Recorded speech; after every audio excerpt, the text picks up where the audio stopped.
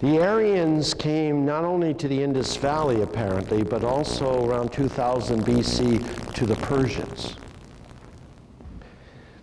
And they brought new teachings in agriculture that caused a great society to be created based on agriculture, and including agronomy, the science of animal husbandry.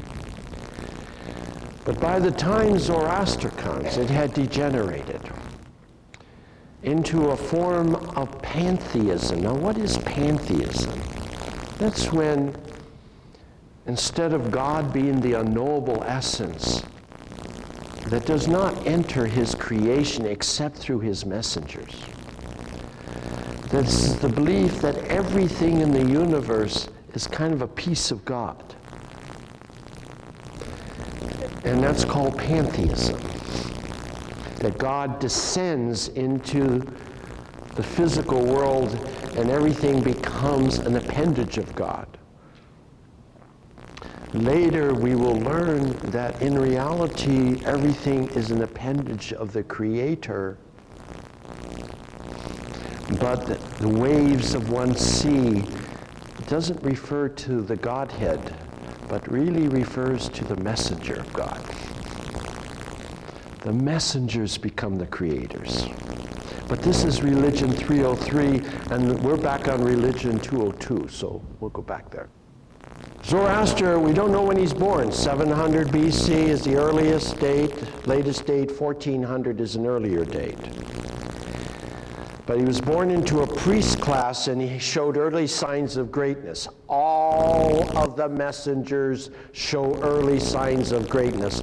All of the messengers do not go to school, because when their parents attempt to bring them to school, the teachers bring them back immediately saying, we can't teach this person anything.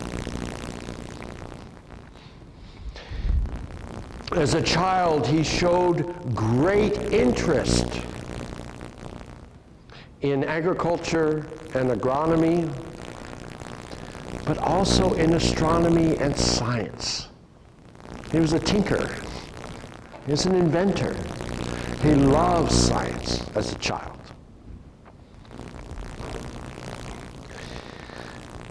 And when he was 30 years old, he had a series of 7 visions.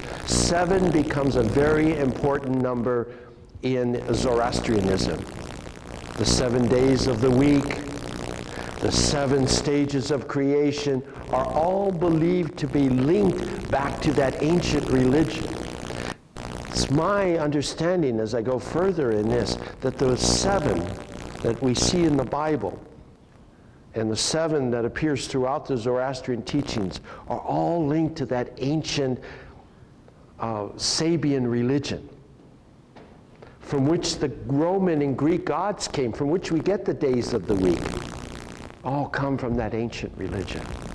And these 7 visions were discourses with what he would term, a new term, never been defined before, never been mentioned before, that is an invention, as far as we can tell, of Zoroaster, called angel, an archangel. This guy was really creative because he came up with a whole slew of new terms and understandings that would later become the foundation of Christian doctrine.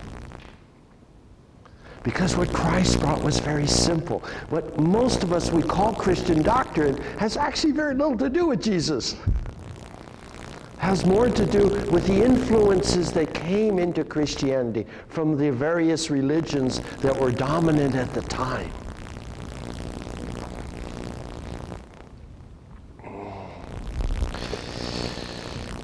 He had a discourse with the archangels, which represent not a person or a soul, but represents a power or an attribute. So he had a conversation with the archangel of science, the archangel of agriculture, the archangel of astronomy. And they taught him in these visits all there was to know about these things. Now I want you to think, from what we've already said, they already are all-knowing. It is simply symbolic of their all-knowingness that he had these visions. In other words, the visions are merely the way in which the people were told of his all-knowingness. He learned all knowledge through these visits with the archangels. On the last visit, he visited Ahura Mazda, which was not the CEO of a car company. Ahura Mazda is God, the Zoroastrian God. So he then begins to teach the people this new religion, which is based on purity.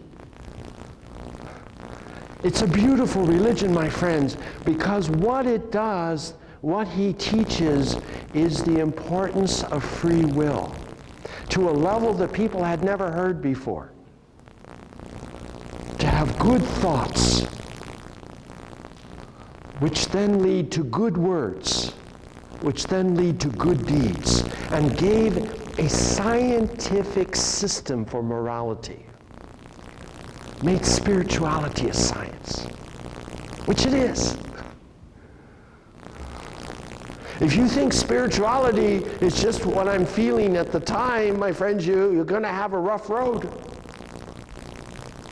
Spirituality is acting on knowledge and disciplining our lives to conform to that knowledge with joy and happiness. You know, discipline is not counter to joy and happiness. In fact, psychological studies have shown that disciplined people are generally happier.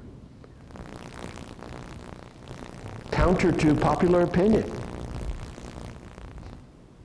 They're not all anal retentive.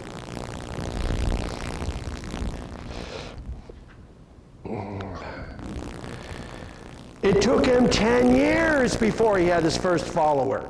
So don't be discouraged, my friends. But boy, did he have a good one. The king of the whole land. If you're going to spend 10 years convincing someone to be a follower, choose a king. It's easier. Right after the king, then the whole court became followers, and then the whole country. It spread very rapidly. He was persecuted incessantly throughout his long life by the clergy he came to reform. If you think the Sadducees and Pharisees were hard on Jesus, he only had to endure that 3 years. Zoroaster endured it for 47 years.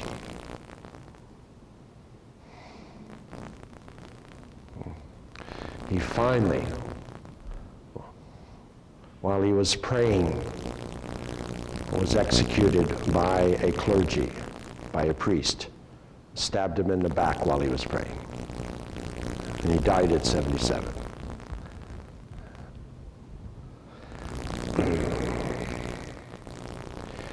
Great empires came about as a result of his teachings. The first was Cyrus the Great.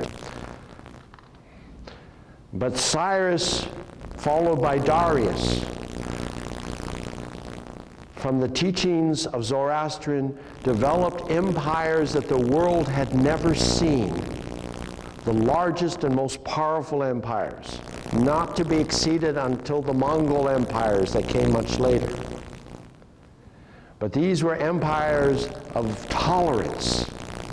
Very little death was involved in the conquering of by the Persian empires. People actually wanted to become part of the empire because of the protection it afforded against the barbarians.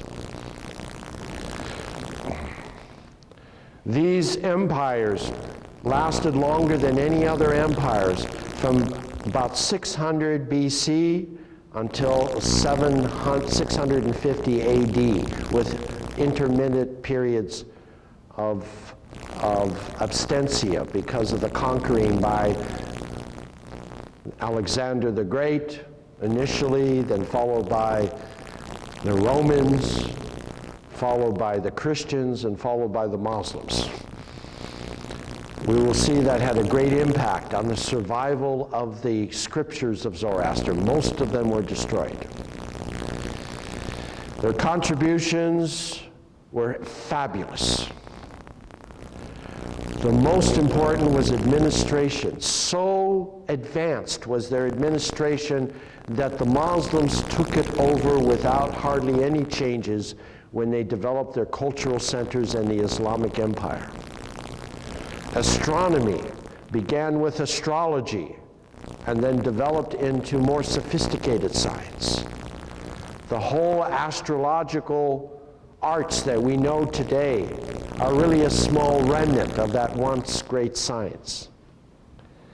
Chemistry began with alchemy. They were the inventors of alchemy that later became the chemistry as developed by Islam. Agriculture, the methods used by were the reasons why Spain thrived in the Middle Ages, whereas the rest of Europe was on the verge of starvation.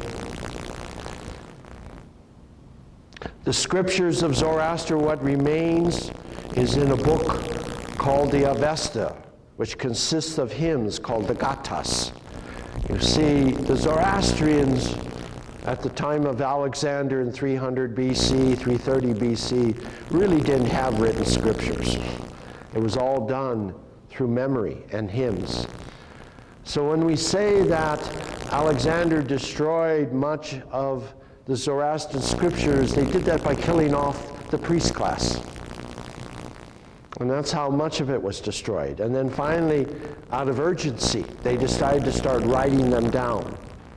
And so the very earliest teachings we have very little remnants of. I would like to share with you one of the most magnificent cosmologies to be developed in religion, in my view, that comes out of a book called The Greater Bundahishn.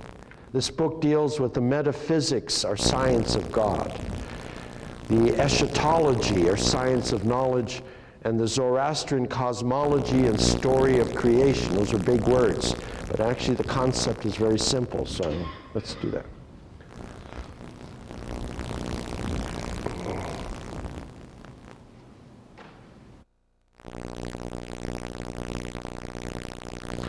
It wasn't until I studied the Zoroastrian model of the universe and the story of creation that I finally understood Genesis 1, or one of the meanings of Genesis 1. There is the 7 stages of creation, very similar to Genesis. But there's also the divine heptad. Heptad refers to 7. That correspond to each of these stages of creation.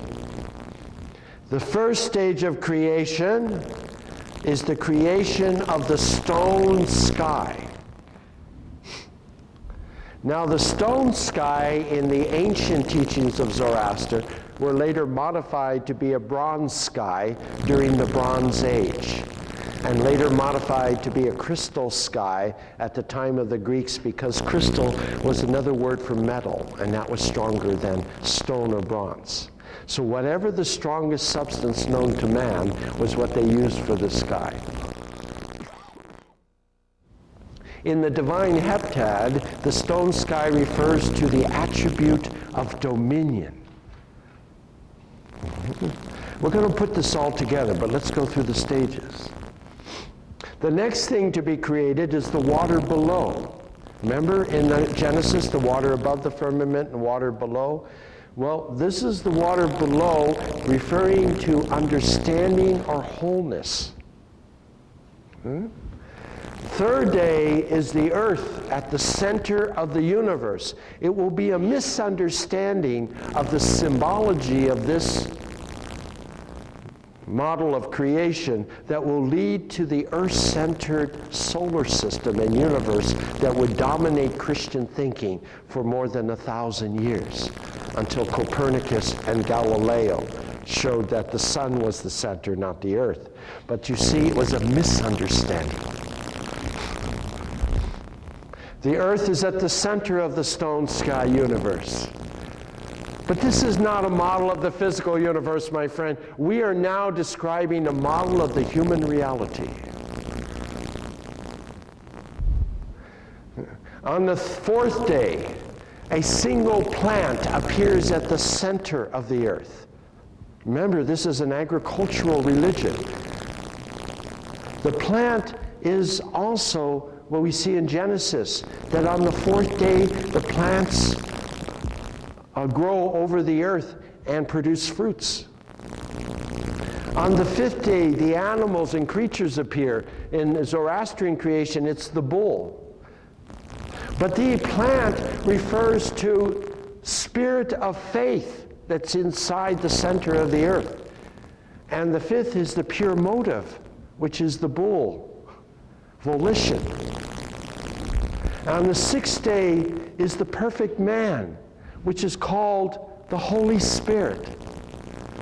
It is that within our human reality, at the center of our reality, is the ability to recognize the perfect man. And who is the perfect man? The Son of Man. It is Jesus. It is Moses. It's Muhammad. It's Abraham. If we didn't have the perfect man within us, how could we recognize it?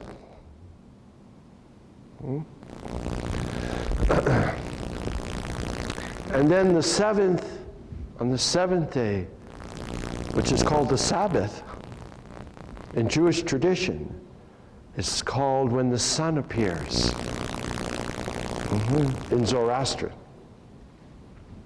And that represents truth and order, fire, sun, light,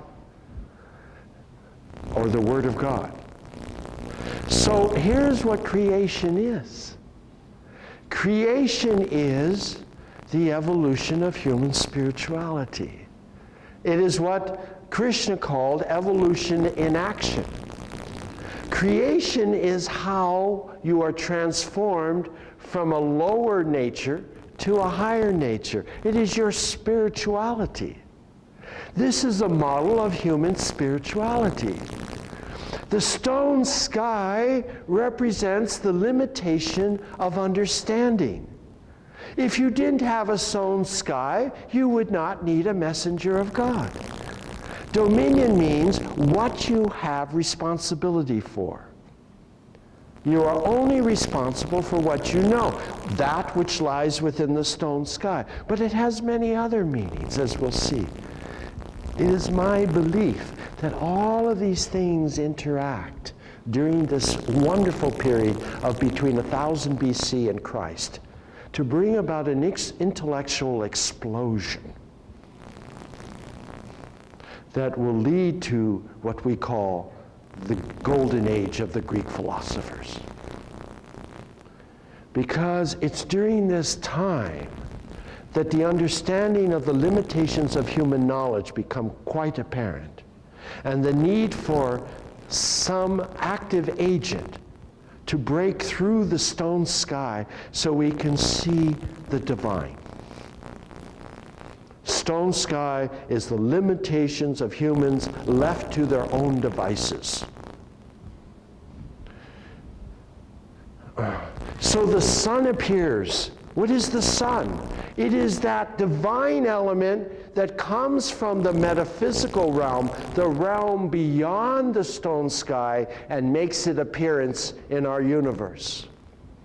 But the implications of what he's saying is even greater. It says human reality, it can encompass the entire physical universe.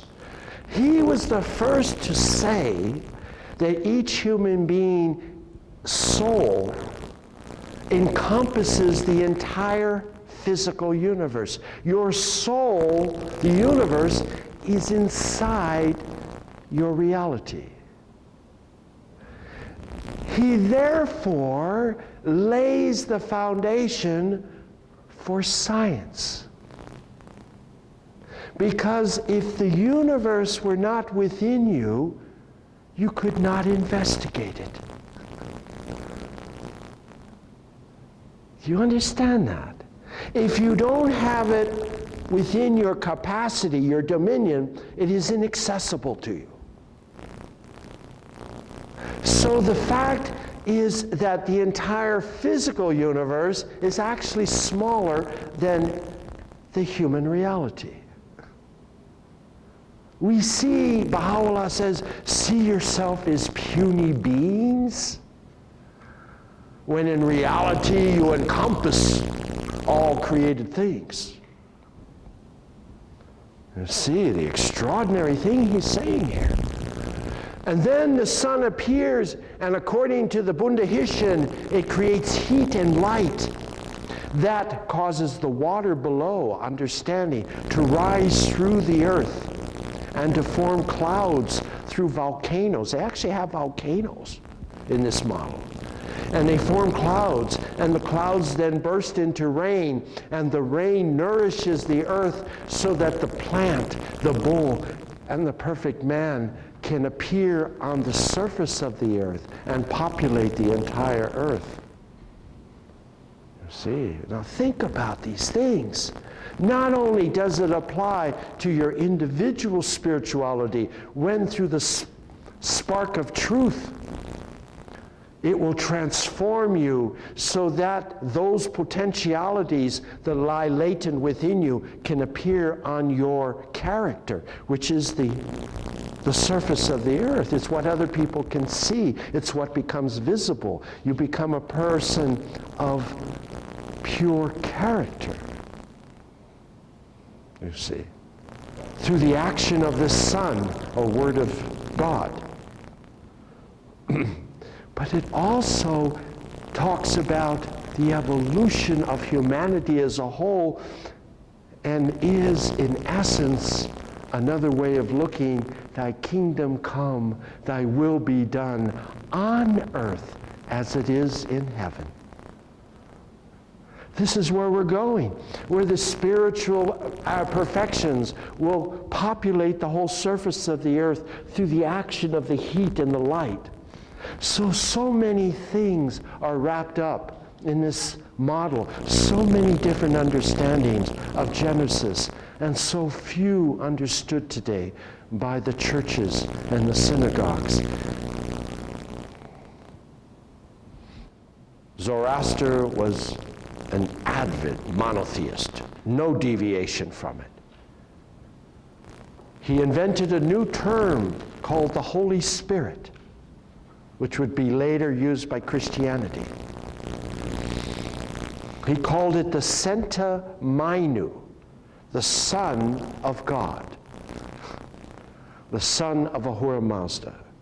He's called this the active agent, that's the same one, the sun up there, the fire, which created the world, and all good enters the just man through its action, leading to good thoughts, good words, and good deeds. By the way, good thoughts, good words, good deeds is another phraseology for character and transformation of the self. He said creation is identical to the thought of the primal mind, and therefore unlike human thought. So the primal mind thinks, and it is. We think, and we got a lot ahead of us before it becomes, right? Yeah. I was an inventor for 25 years. Thinking is easy, trust me. Doing is difficult. Archangels. He said archangels are divine attributes such as devotion, justice, perfection. Free will, he said, is not governed by causality. I mean, this guy's way advanced. Sometimes I think Immanuel Kant read the Avesta and then started writing his treatise on the critique of pure and practical reason. It is opposed to our lower nature. Its understanding evolves. The understanding of the free will evolves. This is wonderful. The free will of yesterday is the prison of today. Evil he said, was the god Ahriman. Now listen carefully. Endless darkness, the evil god, Satan, invented all those words. Satan, he was the inventor of the word Satan. But listen what he says. There is a cosmic struggle, which he gave a new name for. He called it Armageddon, between Ahura Mazda and Ahriman. He then explains that these gods, small g, are within us. The Armageddon, my friends, is within you. The people today. There are sects of Christianity that will go to mountaintops at various times of the year in anticipation of Armageddon. And you can get front row seats or you can sit in the balcony.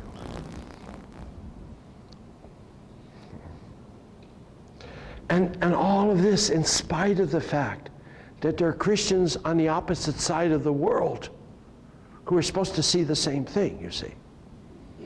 Now that's hard to do from an astronomical point of view.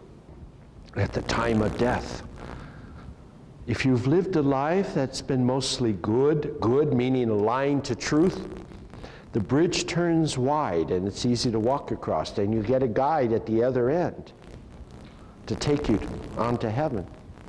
If you haven't been so good, the bridge turns on a knife edge, and invariably you slip off and you fall down into a thing he called hell. If you make it to the other side on the broad bridge, you go to paradise. He is the inventors of the word hell and paradise. He said there are individuals that it cannot be quite decided, so he comes up with a term called purgatory.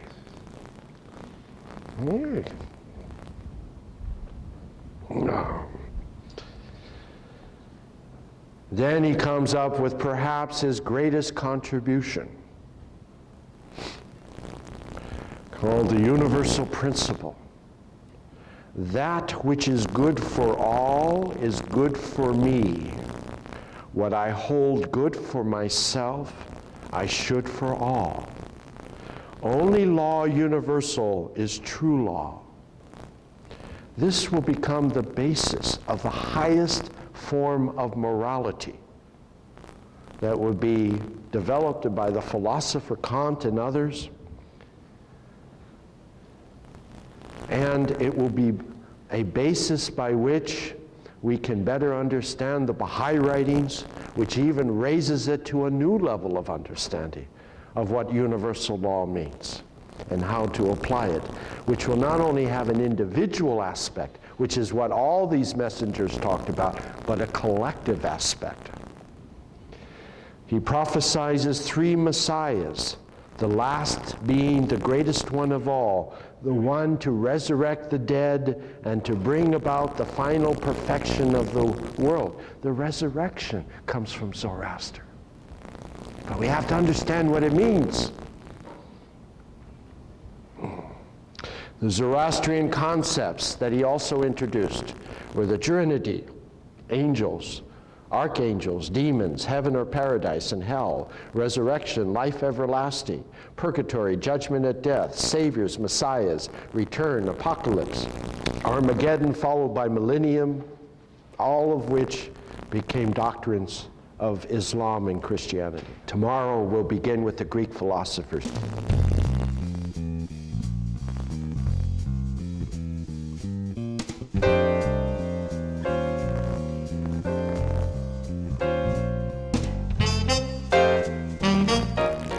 There are numerous prophets, most of whom haven't left books like the Bible or the Quran. Evolution is not accidental, but Aristotle said that evolution was due to a spirit within all created things that reflected the great primal mind, the mind of God. It's just the first level of calculus, and multiplication is the second level of calculus, and algebra is the third level of calculus. If we were to call all of those math courses calculus, it would be correct. And the purpose of religion is to unite the people. And yet we see historically that humankind has used religion to destroy one another. Religion, my friends, is very subtle. And when we make it literal only, it ceases to be religion, in my view. And I can't escape time. So whatever comes out of my mouth is going to be context. You see how this works? But unity is not what comes out of my mouth as much as my heart. It's unity of our hearts. Doesn't occur in this plane. It's a higher plane. See? Religion has come to bring you back whole again, to make you one person, a whole person. To escape, actually, nature. Their destiny is to escape nature as a bird escapes the earth by using its wings. Portion of the single one spirit. You know, there's only one reality religion teaches. Famous Sufi saying, truth is a single point which the foolish multiply.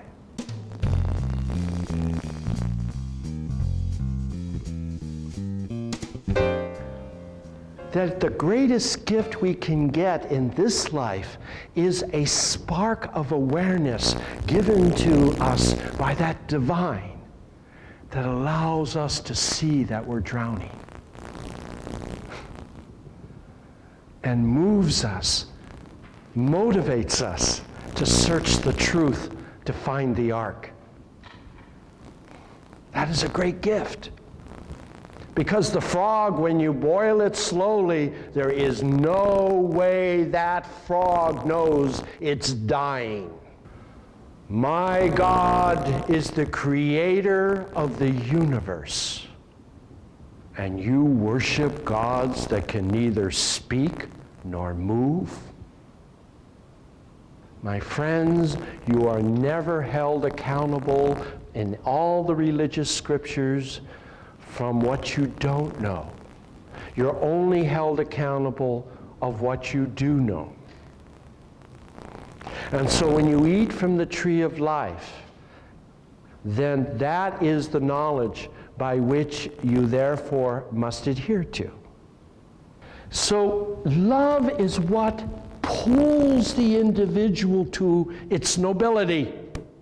Love, true love, is what ennobles, what improves, what causes growth and transformation. Is not something that the devil makes you do. Sin is when you fail to use your conscious knowledge to make moral choices based on that knowledge, and you fall back to your nature.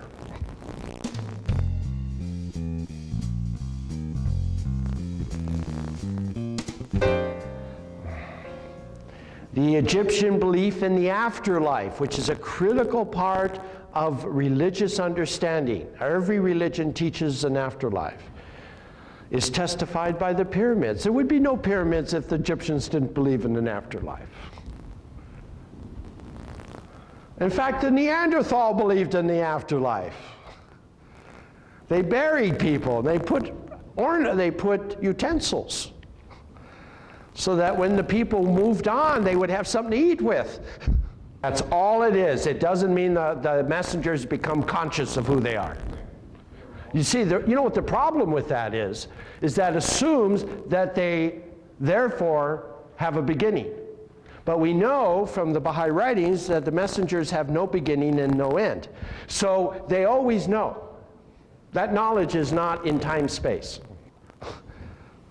He didn't come just to free the slaves. He comes to free all people from the slavery of their selfish desires, which is the true slavery. You see, the messengers are not that concerned about worldly things. Christ said, leave unto Caesar's what is Caesar's. They're concerned about spiritual things. leave something they knew, even though it was bondage, for something that looked like sure death. And say, hey, this was not, let's all get in the van and go to Las Vegas. This is not what Moses told his followers. This was, let's go out in the desert and wander for 40 years. Revelation is like a sea. It comes continuously to the prophets of God, and they choose which is appropriate for the people at that time.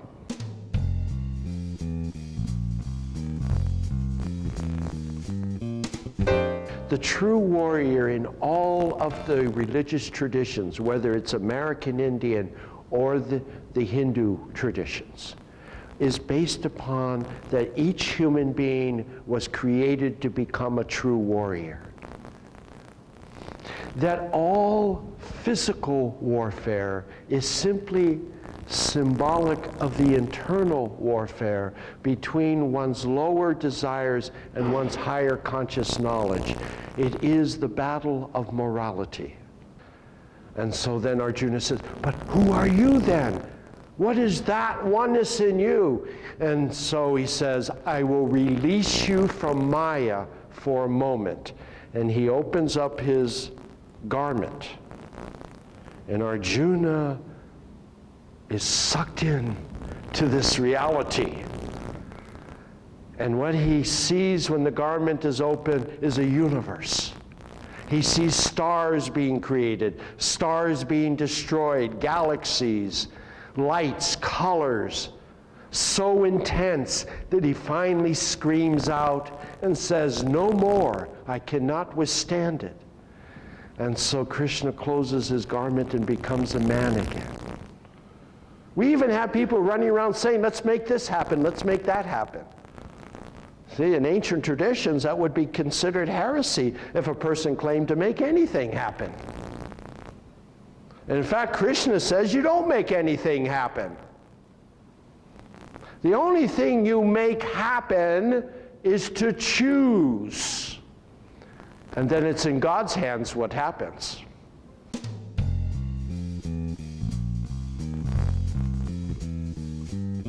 The end of suffering is detachment. And that's the third noble truth. It does not mean apathy. It does not mean that one becomes passive. It simply means that one's desires and hopes and loves is not based on the things that perish, as Christ admonished us. He said, do not yearn for the meat that perisheth, but the bread that is everlasting, referring to the higher understandings of your reality, that bread of life that he called it. Buddha says, right occupation means you give more than you take.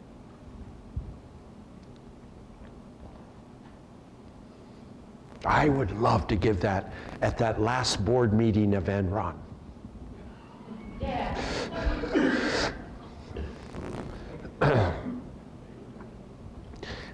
Later we'll talk about civilization. The whole concept of a civilization is based upon accumulating wealth.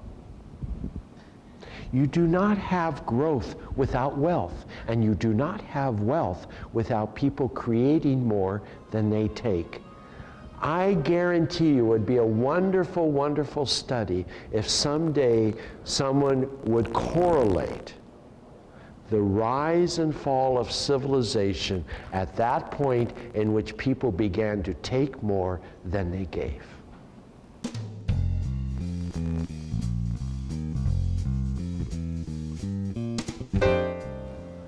To have good thoughts,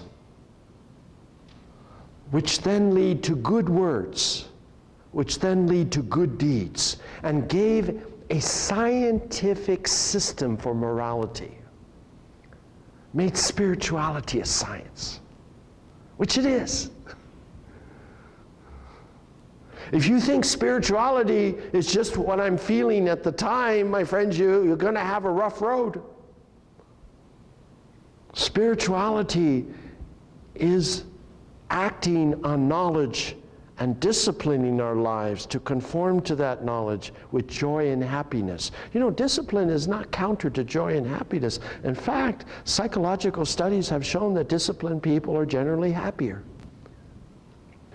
There is a cosmic struggle, which he gave a new name for. He called it Armageddon, between Ahura Mazda and Ahriman. He then explains that these gods, small g, are within us. The Armageddon, my friends, is within you. Then he comes up with perhaps his greatest contribution, called the universal principle. That which is good for all is good for me. What I hold good for myself, I should for all.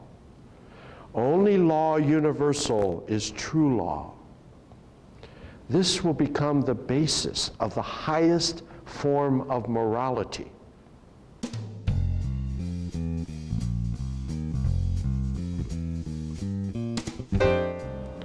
These jewels, he said, were temperance, justice, courage, nobility, and truth. The purpose of arraying the soul with these gems of perfections was to ready to journey to the next world. But his friends refused to turn around. They were so attached to the shadows. And eventually, in the myth, they turn on Socrates and they kill him. This really, my friends, is the story of all the messengers of God. They bring the people to turn away from the things of this world and to look at the source of them and the cause of them. But the people become attached to these things, and they eventually persecute and in many cases execute the messenger. Because you need an active agent to bring things to a higher plane. Things do not go to a higher plane by themselves. My friends, this is the whole reason why you must have religion renewed periodically. It brings the active agent and allows creativity, allows new energy, allows new spirit to infuse into creation, to raise it up. The only agent that can do that is an active agent, a spiritual agent. The natural agents that exist in nature are agents of decline.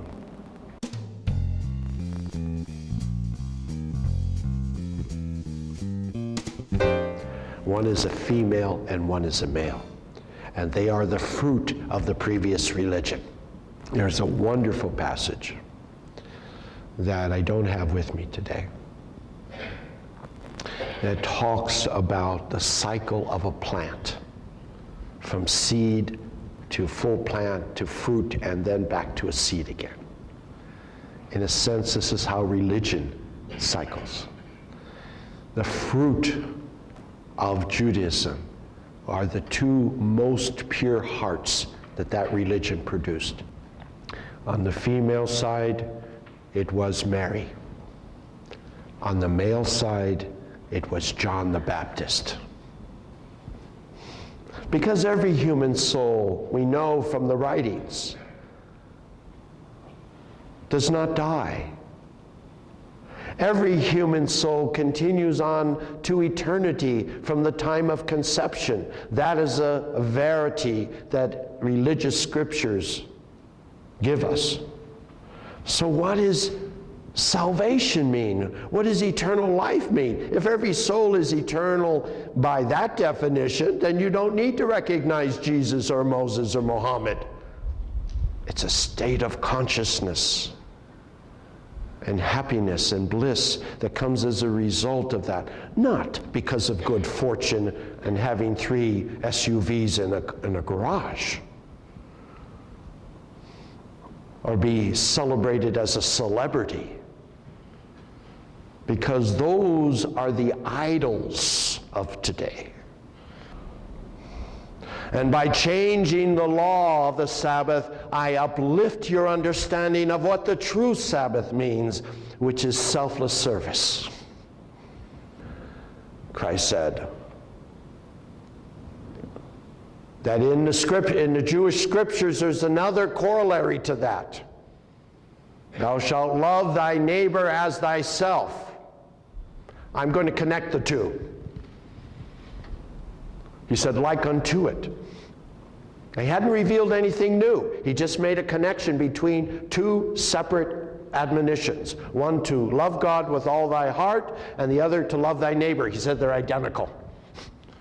And you cannot love God unless you love your neighbor, and you cannot love your neighbor unless you love God.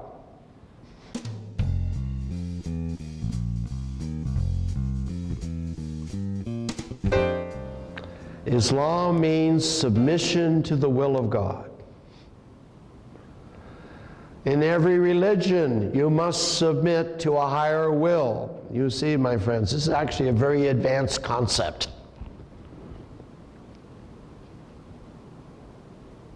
If we as Christians and Jews had studied this, we would understand what free will means. But we don't. We think free will is doing whatever we please to do. But the purpose of free will was actually not the child-type freedom that we talk about. It was a higher freedom.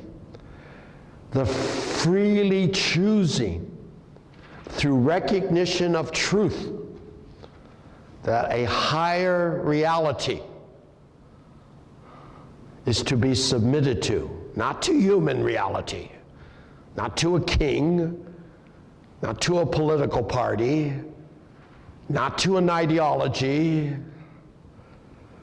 not to science, not to our possessions, or our prestige, or our hopes and wishes, but to the one true God, and all other things are secondary.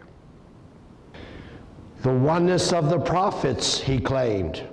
See, you have the oneness of God, the oneness of religion, the oneness of the books, and the oneness of the prophets. Now, actually, it's my understanding that onenesses that Muhammad proclaims were actually intrinsic in Abraham's religion. That if you understand what Abraham brought, he brought all these onenesses. But the people weren't ready to hear it. It took thousands of years before humanity was ready to hear these onenesses. You see, my friends, whenever you see a contradiction, apparent contradiction in the holy writings, you must understand these are infallible sources. They're not doing this out of ignorance. This is what many of the intellectual community think, that these prophets aren't worthy of study because they make all these stupid contradictions. When in reality, they themselves are the ones who don't understand and who are ignorant. Why, Muhammad, must I learn about Jesus and Moses when their people are such enemies of our new faith? Why do I need to know about them? Why do I need to accept Jesus or Moses? And Muhammad made this famous statement, if you reject Moses or Jesus, you reject me, for we are one. My friends, if you do nothing else, get nothing else from this lecture series, take from it the understanding that what these divine messengers brought and what the people today do in their name can be entirely different.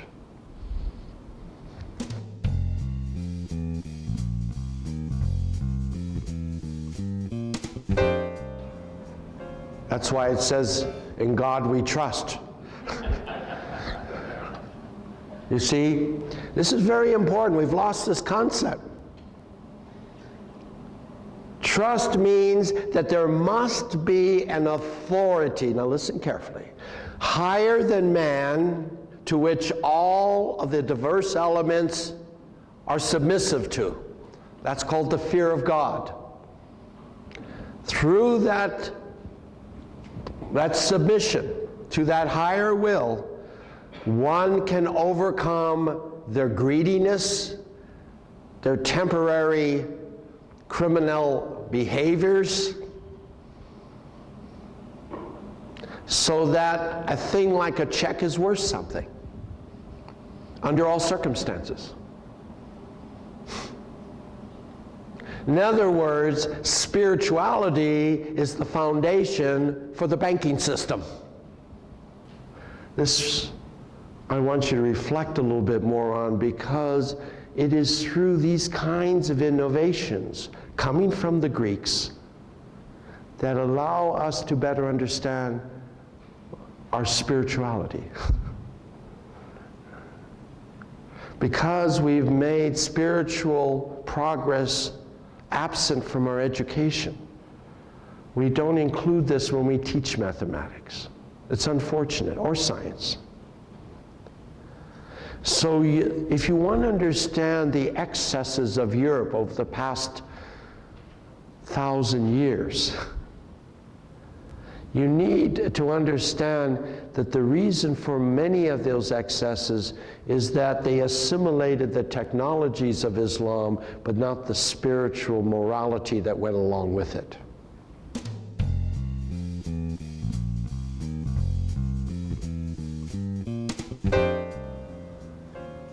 And Qudus would be considered by the Bab the fruit of Islam on the male side.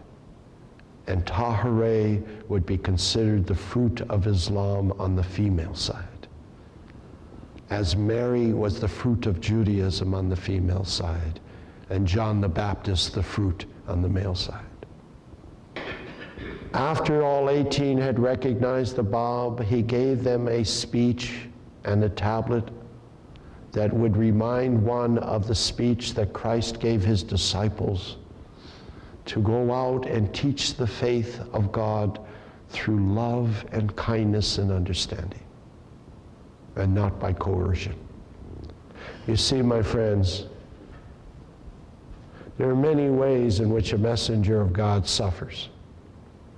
It is not just by having nails driven into your hand.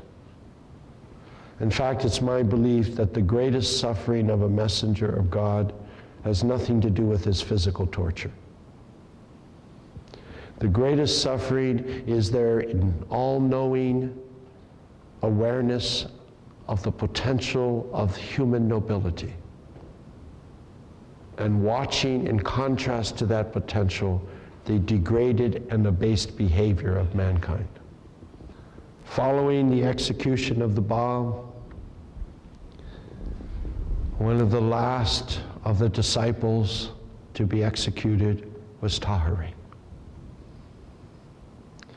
And for that event, she brought out her old wedding dress, made herself beautiful for her true beloved,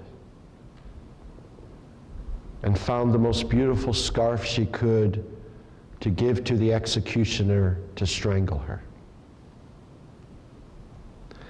And while he was putting the scarf around her neck, she exclaimed, "You might be able to kill me, but you will not stop the emancipation of women."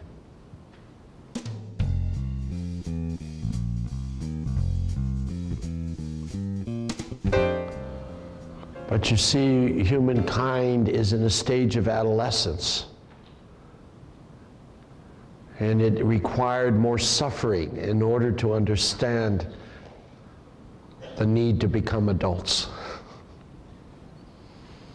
If you want to understand current events, you must see them as simply the adolescent continuing its rebellion and its resistance to change. He said that it goes and clarifies the Bab's writings when the Bab said that the purpose of Christianity was the recognition of Muhammad, and that the purpose of Muhammad was the recognition of the Bab, purpose, fulfillment. That to be a Christian could not be completed until one recognized Muhammad. And that to be a Muslim could not be completed until one recognized the Bab. And that failure to recognize the new messenger means a failure to understand one's own religion.